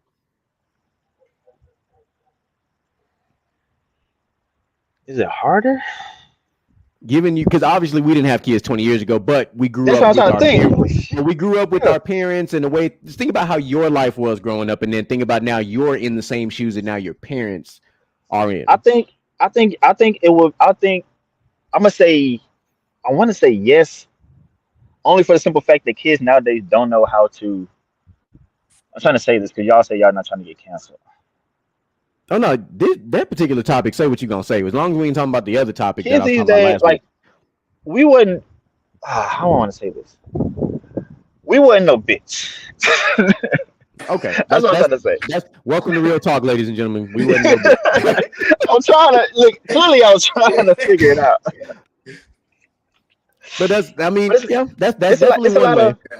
It's a lot. It's a lot. I mean, granted, it was a lot of feelings back then too, but it's a lot of like feelings now that you can't say one thing or another. You can't. I ain't saying you got to beat your kids, but you can't touch no fucking kids. You can't talk to them no kind of way. Even if they playing sport, the coach can't talk to the kids a certain way without the parents wanting to come out the stands talking shit. Now you got to fight the parents because fuck y'all. It's a lot. Yeah. What I'm gonna say yes because structure. That's the word I was trying to say. All right. Okay, I'm There we with you. go. So What do you think, CJ? You said 2003, 2013 to now. I'm gonna say yeah. It's really hard, man. First fact, man, everything technology. That's huge. Technology. As us growing up, technology was there, but we was mostly going to fuck around and find out outside. Yeah, most definitely. Like where John L at right now. Yeah. We're going to fuck around and find out outside. You know what I'm saying? I was, I know Micah know, but, me growing up, around in the hood or whatever, man, we used to Speak on it. John L from Macnet too. Speak on that shit. Yeah, I don't know. If you could think about it, we did it. And it wasn't recorded. It came home, it got beat again. But and then another thing, man, I can say with the generation now, in the neighborhood ain't raising the kids no more. It's only on us. So Yeah. that's the thing that make it more, harder than what we had back in the day, 20 years ago, 10 years ago. Okay. And it, so to start with what John L said, I'm a frame it using a different term. Say he said, we wasn't no bitches. What the problem? What this current generation is a word that was created by someone that is older than all four of us by the name of Diddy. And there's a lot of bitch assness. That's what it is. The perfect word. Because that's truly what it is. No, like let's not pretend like it's not the truth. Because and I say that because this is exactly why. The fact that something like cyberbullying is a thing.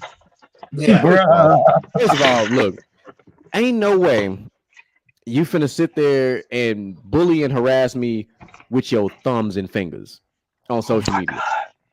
Like, no. And you know how You've seen this. Listen, you've seen it this entire episode. Your goat is a professional troll. He has been trolling me this whole episode. I'm not up in arms about it.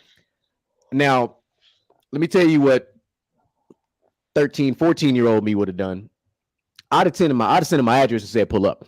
Yeah. That's what I would have done. Yeah. But these kids, on the other hand, they no. We make TikToks about each other. We do everything from afar. We don't get in people's faces no more. Like the fights that break out with these kids, it take a long time before they actually throw hands.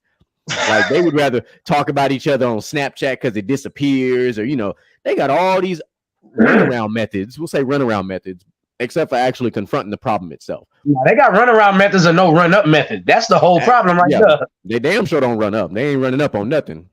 They don't even know what the term run up or get done up means. No. I was about to say, look, not even square. I was say catch the square.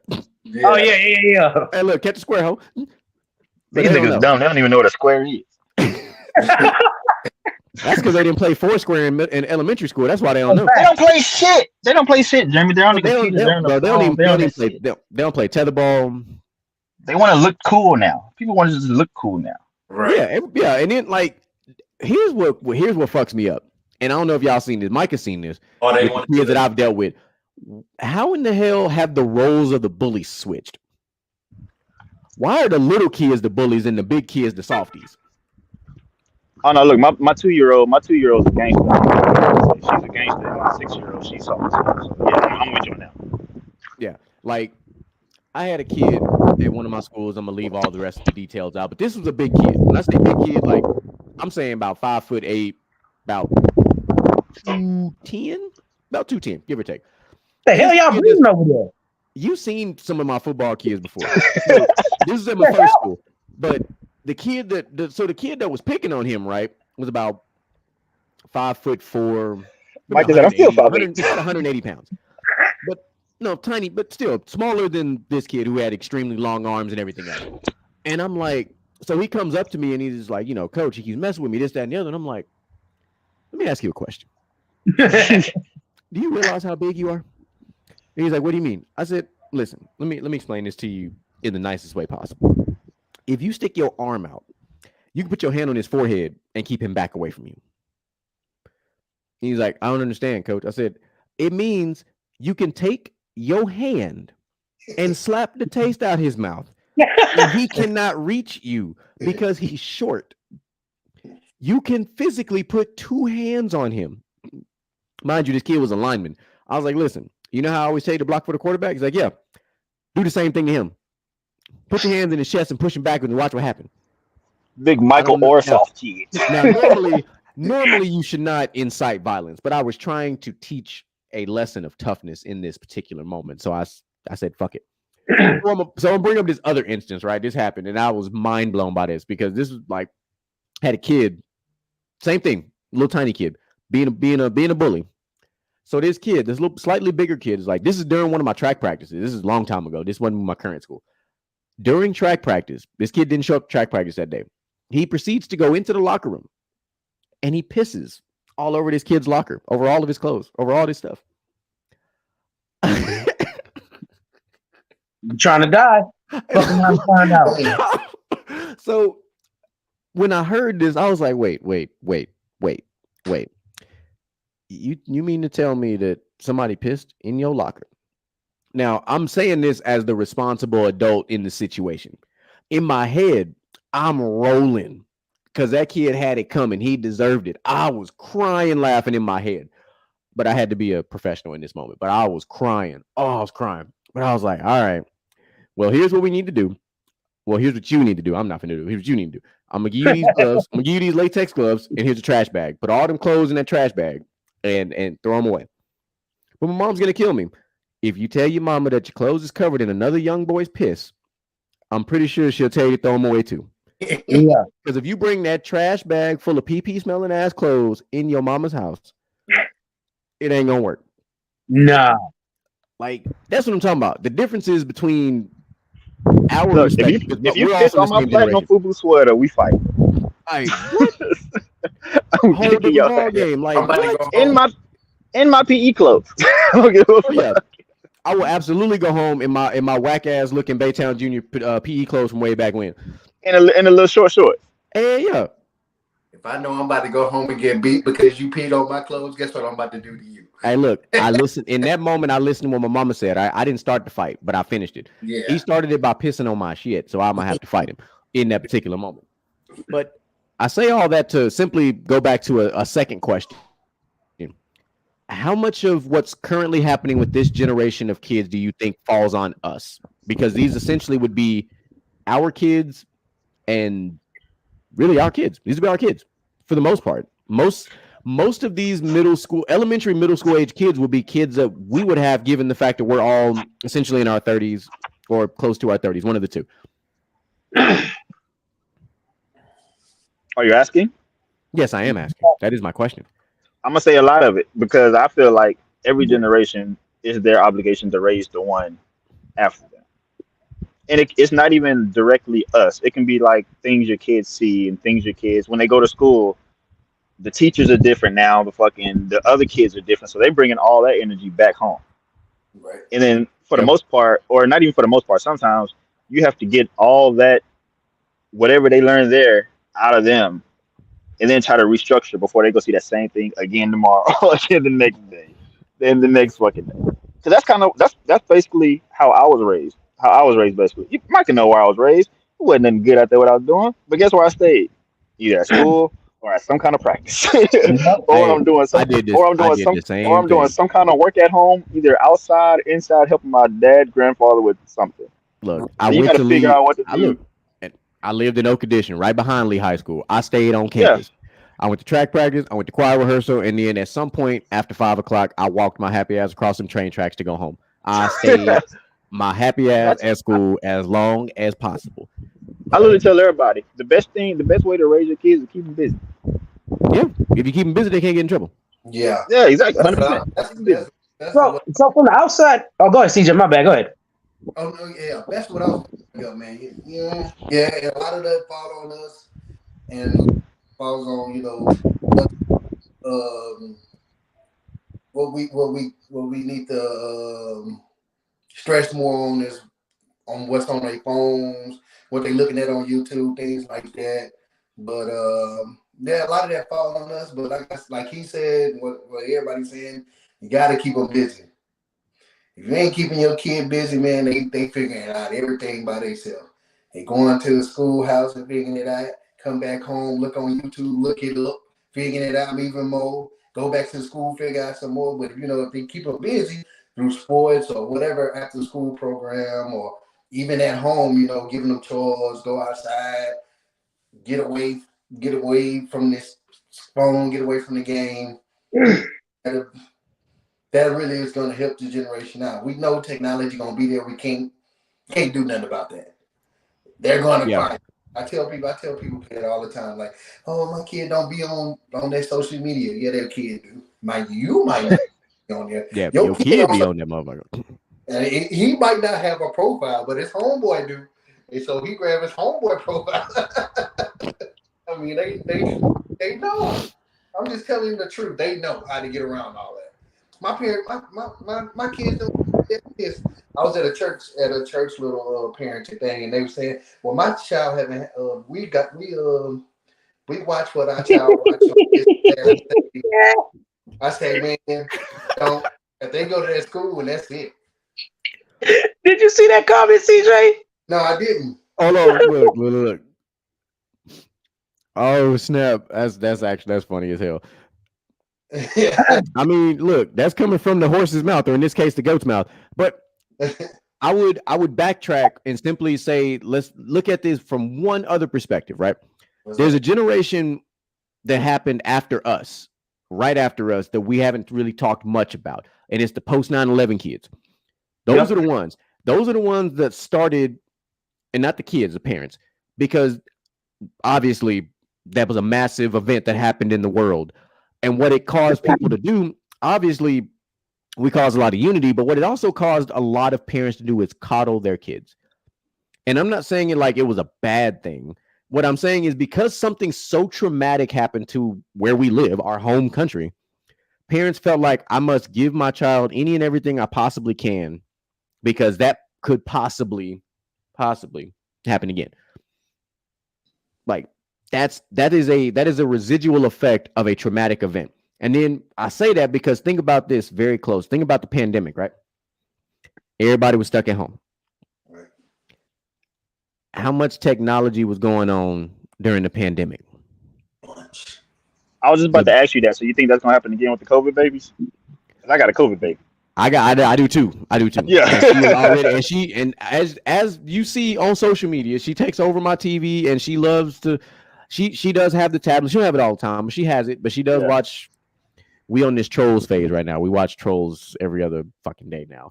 Like, that's just what it is. But it's cool. It's cool. You know, it's cool. The new Trolls movie comes out in like November or something. We're gonna go take her to the movies and she's gonna go watch it. But so we watch Trolls and all the other stuff. But you know, but the good thing I can say about my daughter specifically being a COVID baby is she's picked up on a big part of one of my traits. She is an outgoing, outdoorsy child. She loves the park. She loves the splash pad. She likes to go to the little bouncy house. Like she likes to be outside. And I know this because whenever we try to bring her butt inside, it's an all-out war. Yep. She loses her mind. She does not want to come in the house. She'd be like, and I'm like, all right, cool. At least she likes to go outside and play. That's important. Because most of these kids, you got to practically force them to go outside these days. Let me tell you what my daughter does. She goes to the door and she says, side, trying to open the damn doorknob and shit. That's what my daughter does. Yeah, my son does the thing. So we good there. My family will come visit me in about 2 weeks. We're gonna go hiking. So we're gonna see how little mama does on her first hiking trip. See how that go. Hey, you know what? Let me ask y'all this. I'm not a parent, so I'm on the outside looking in, right? Coming soon. Don't worry. God damn. Hey, Michael, take your time, brother. Take your time. I definitely take my time. Let me ask y'all this real quick. I think all of us come from a generation where most of the time when your parents were working and you come home from school, you're probably with your grandparents. Yeah. And our grandparents grew up in a time where you could actually work and retire and have a Social Security and a nice pension. They come out of high school at 18 and they get a job in the factory making buku bread. And we, you know what I'm saying? Obviously, we don't have that much anymore, but I bring that up to say, like, grandparents were home, and like CJ said, it takes a village. How much of the core values do you think you got from your grandparents more than your parents, and how much did that play a part in your life? Because now grandparents are working later into their lives, and by the time they retire, they haven't had time to spend with their grandparents, teaching them growing up the way we had our grandparents in our lives, because the generation before matters as much as the generation that raises you. Right. I can say for a fact, growing up at all of my sporting events, my two loudest, most obnoxious cheerleaders were my mama and my granny. It didn't matter how loud the game was. Them two distinct ass voices I could hear. Literally, my whole family would come to my football games, and the only person I could hear in the stands would be my grandmother. That's the only voice I can make out. Yeah. I was fortunate. A lot of especially me and Jonelle's COVID babies, I think, Mike, I think you may have done this too. We were fortunate to also have our great grandparents in our lives. I had my great grandmother in my life for a very long time. You did. I learned a lot because you're talking about somebody who was born in the early 1900s, like 1900 all the way. Well, she was born in 1917 to be exact. She died when she was 104. So you're talking about. So what you're talking about is a woman who was also a minority. She was Black and Native American, who was a teenager during the Great Depression, who was an adult, basically a college-aged adult during all the civil rights stuff, World War II, all those things. So imagine that growing up and you've seen all that in your life. You're watching the world change right before your very eyes. And your main job growing up, you used to clean, white folks' houses to make bread, because that was one of the only jobs, you could get at that time, given the time period that we lived in. And obviously the rights and the things that women were allowed to do in a lot of those times. What they have now is not what they had in the 1950s and 60s. Hell no. So being able to talk to her and have her raise me as well, because she played a huge part in some key parts of my life as well, along with my grandmother and my mother and some of my aunties too. I ain't gonna forget about my aunties now. My aunties is loco, but my aunties they teach you a lot. You know what I'm saying? My Bear Station, McNair, Crosby, all my aunties that stay out there. Hey man, I learned a lot from them too. You already know. Man, they're spread out. Oh, look, y'all know my John L. You know how stretched out my family is. Yeah. Oh, trust me, I know. What's a rival neighborhood? Bear Station, Magna. Yeah, because that's a triangle right there. But people nowadays don't understand how much when we were younger, and for whoever knows how long before that, they didn't get along. The people didn't fuck around with each other. Now, like Bear Station, Crosby, Magna, they like best friends. They like best friends now. Oh, that used to be a war when we was young. I'm like, damn. I still to this day don't know that many people there. Man, I had a lot of people from my dad's side of the family in Bear Station in Crosby, because you couldn't call one the other because it's not the same. At all, yeah. If you live in Crosby, you cannot. Nah, you say somebody from Crosby from Bear Station, it's a fight. Oh no, 90 is the dividing line, bro. 90 is the dividing line. Yeah, like between them two neighborhoods, I say neighborhoods. Don't cross that bridge talking shit. It's like even in Baytown, you knew if you lived in Central Heights, you lived in Old Baytown, you lived in McNair, you lived in Pelly, you lived in Kings College. Hey, McNair is not Baytown. McNair is not Baytown. Exactly. That sign says you're now entering Baytown when you're leaving McNair. Just like people try to say Mount Bellevue ain't Baytown. They say the same thing. Mount Bellevue's not Baytown. I'm like, man, stop. But whatever. It's not. Hey, listen. I don't know about Mount Bellevue. Baytown police could not come in Kings County or McNair or Highlands at all until they just gave him jurisdiction. When I turned, the person that was in there was Sherman. What's his last name? He was Sherman all the time. Yeah. Eagleton. Yeah.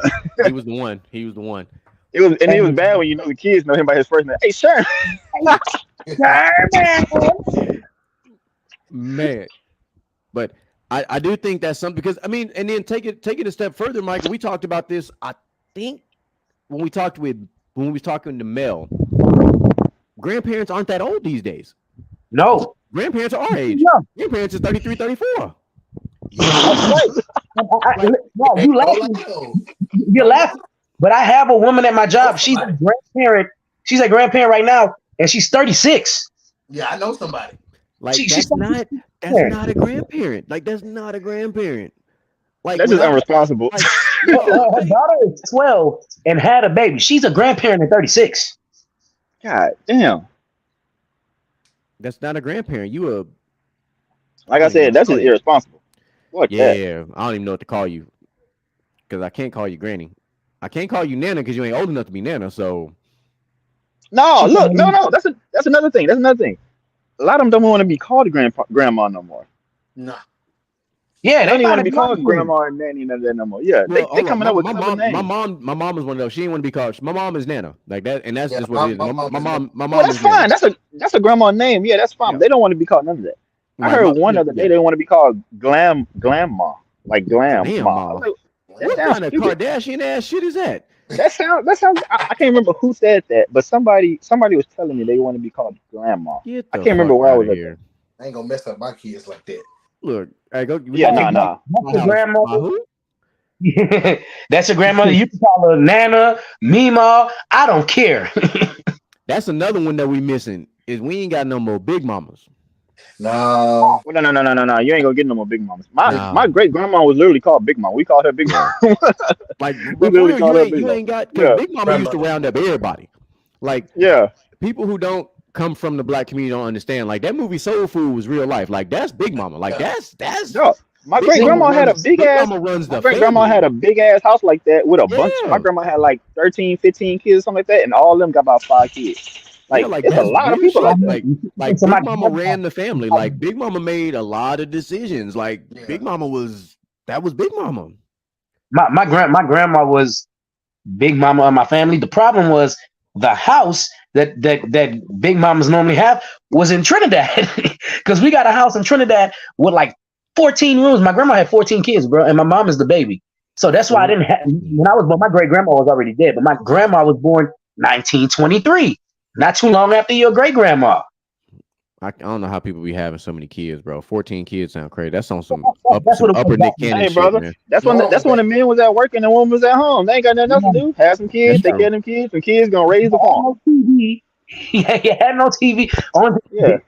All they did was farm all day, so the husbands could eat before they go to work. What you gonna do when you come home? Shit, Turn the we about radio to- on and beat it down. There you go. Or You turn no, on the radio, you hear play the, smoke, turn the record player on and put a vinyl on.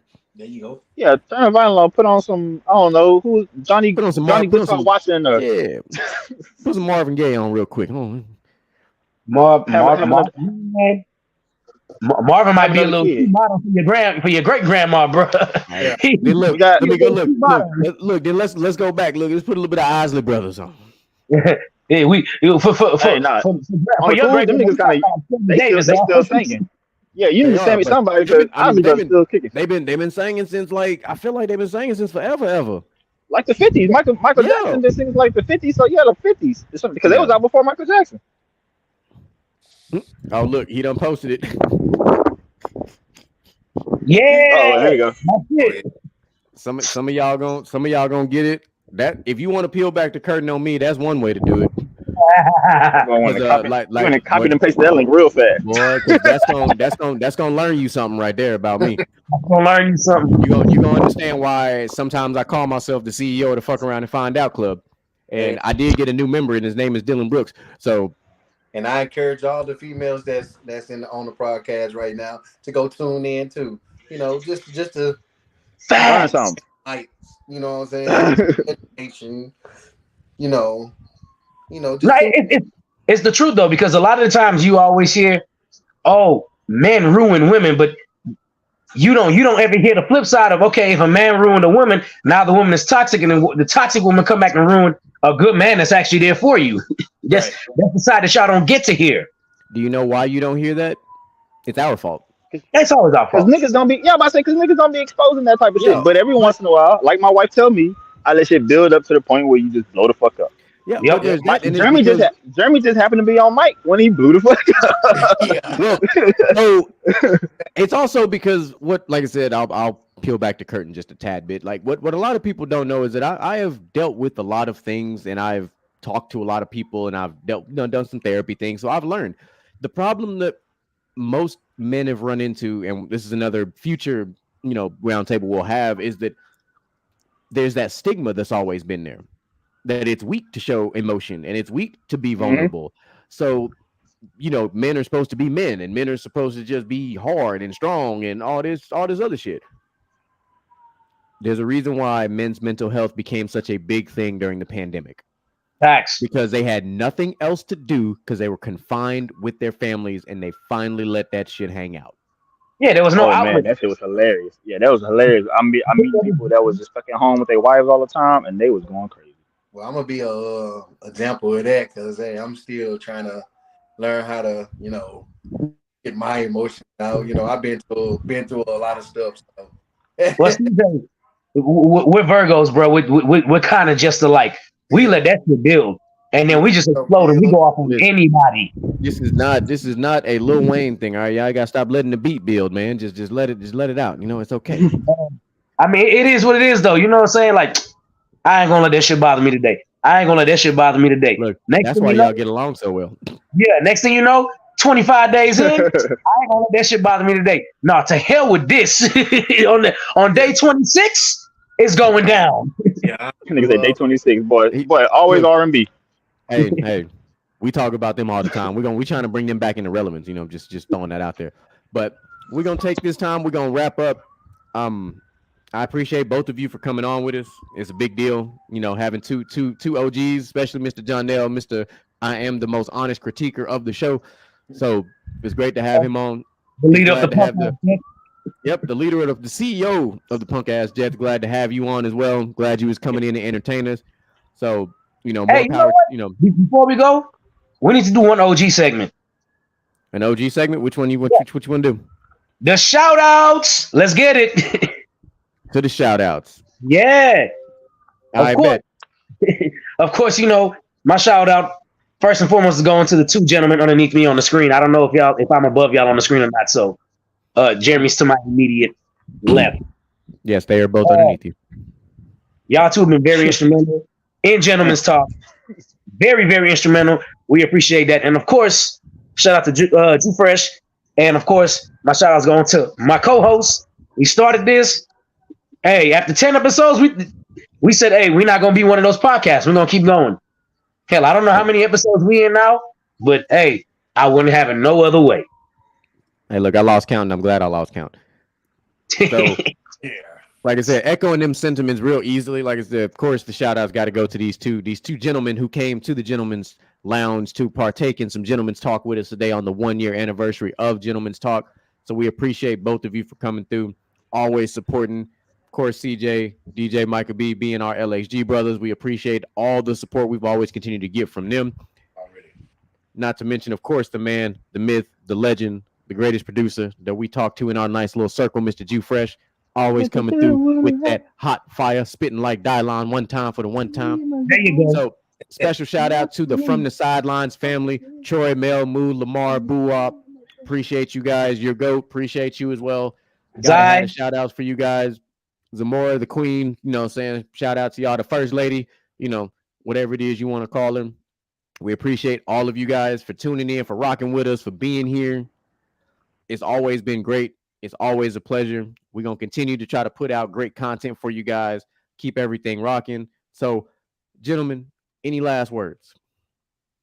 Well, I want to make a shout out to Sleeping Beauty Jay, if he ever tuned in. Studio.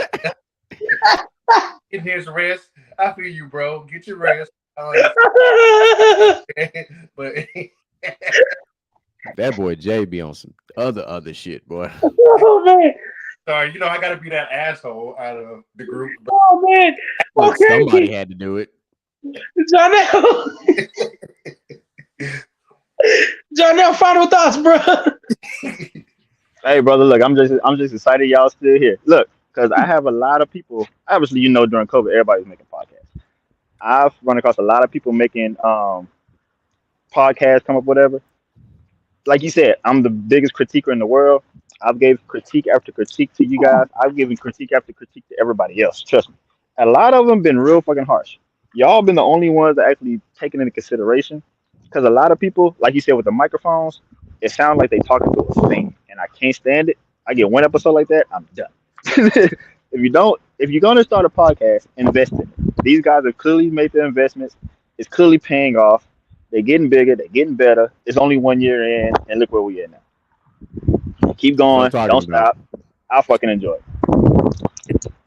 Ain't no better way to end off a show than we doing it like that. Like I said, make sure you tune in to From the Sidelines. Check us out on Spotify, YouTube, iHeartRadio for the audio, because yes, we are there as well. Anywhere you catch podcast, ladies and gentlemen, make sure you tune in tomorrow. Player versus team. Do what? Okay, CJ mic on. Go ahead, Jeremy. I just wanted to make sure. Okay. Make sure y'all tune in to Player versus Team tomorrow. Make sure y'all tune in to the football show. It's gonna be live. Obviously, we got the draft around the corner, so you know it's gonna be hot. It's gonna be fire. So it sounds like since Michael was doing a audio check over there, he got something he want to do real quick before we decide to take it away. So There DJ is Michael no B. other way to end the 1 year anniversary of Gentleman's Talk than letting out a hold up. God. Damn it. Ladies and gentlemen, we are signing off. When I'm in my zone, I feel like I'm alone. I feel like I'm unknown to the world that's full of clones. My originality's focused on principalities broken. I'm loaning my heart and soul to the game that's scared to pay it back. And failure is a motherfucker. The strength to go